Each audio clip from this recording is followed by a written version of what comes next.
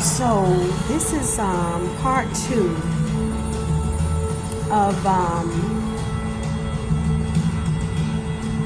the awareness, number 1, and the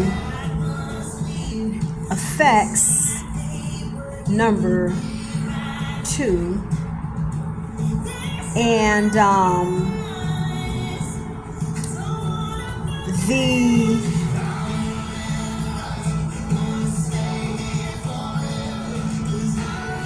arrest, number 3, of these individuals who basically are committing a crime against you by stalking your life.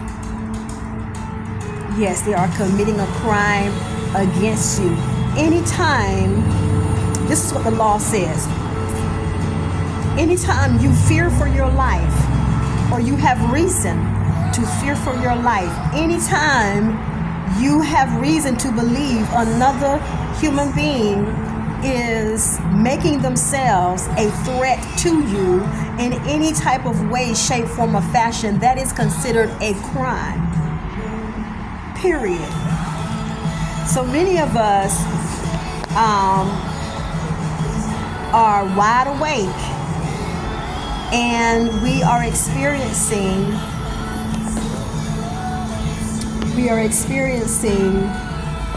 the encounter of a disgruntled individual showing evidence of them being a mentally ill psychopath, sociopath, or narcissist. And their behaviors and intentions towards us is criminal. We're going to call them what they are.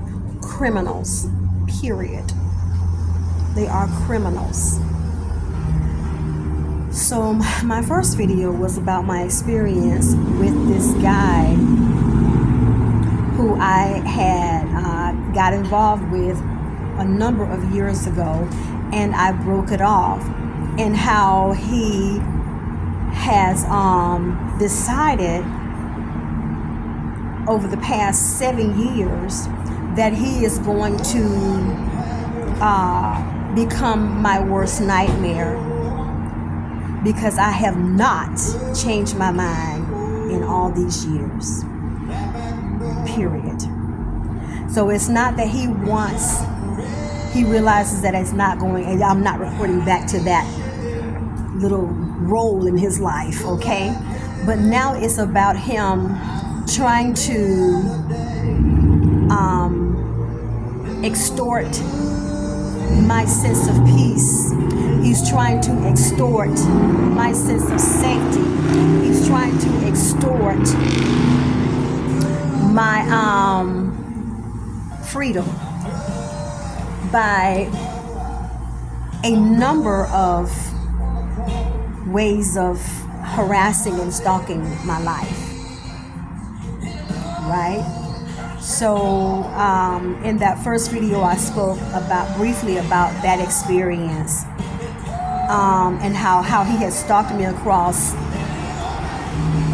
different counties in Florida, and how he has also stalked me across state lines as well.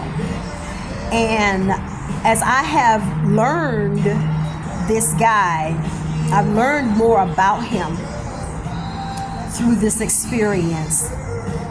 I've learned that he is very careful at how he is approaching me with his criminal acts. He's very careful about his criminality, okay? He does not approach me personally. He does not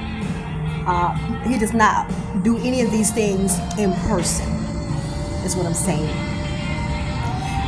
I've learned that he uses other people to help him. Let's say, friends because he owns a business. He can very easily deploy an employee to do some things.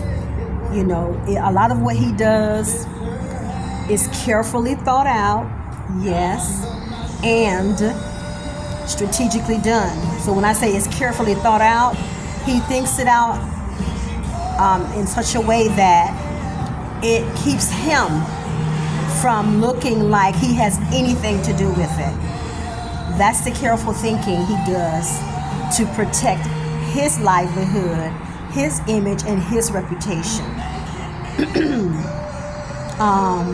So when he deploy third-party people or second-party people, is usually people that either have done business with him, who he's hired to be a painter or carpenter or whatever, or some people that he could know and casually, because men typically support other men, even when they're doing foolish things to women.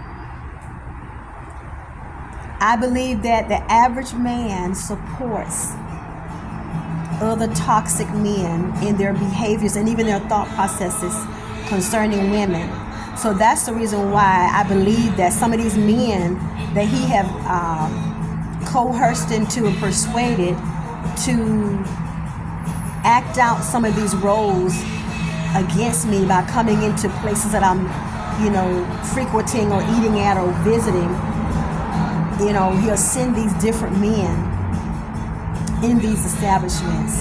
He's very extreme with the things that he does, and it will bore me to do something like that because I don't have that type of mind. That doesn't give me an excitement or joy to have that type of influence or control over. I don't have an interest in having that type of power over other people's lives, whether it be his ability to get people to do stupid stuff for him, or whether it is his ability to affect my humanity with all of these, I call them ruse, all of these different ruses that he send my way. So he gets something out of it. He gets something out of it. I could never, wouldn't do it much for me to do that. But at the end of the day, when you're dealing with an individual who is stricken by the need to be in control of other people, it makes all the sense in the world. It makes all the sense in the world when you have that type of mental disorder that you need to control other people. That's their drug of choice. That's their drug of choice. Who can I control and how far can I go? This type of individuals, that's their drug of choice. So he has been very adamant about the message that I get from him when he shows up into these locations that I remove myself and go away. He shows up in these places and he performs his activities around my life all over again, over and over again. No matter where I have gone, this guy has influenced my environment. Eventually, I'm going to experience his foolishness around my life. He needs that type of control. As hideous and ridiculous, immature and childish as that sound, this is how he gets off. This is what does it for him. This is the message that I pick up from it. Oh, you think you've gotten away from me? Well, let me show you what I can do. That's the message that I pick up from him. Is, yeah, I know where you are. I'm going to come over there and I'm going to do this and this and that. Now what? How do you feel now? Are you going crazy? You can't get away from me because no matter where you go, I'm going to show up and I'm going to try my best to make your life miserable and make you miserable. I'm going to try my best to stop your life from going anywhere. That is the message that I pick up from the activities of this guy. It's almost like a form of witchcraft. That's what it seems like.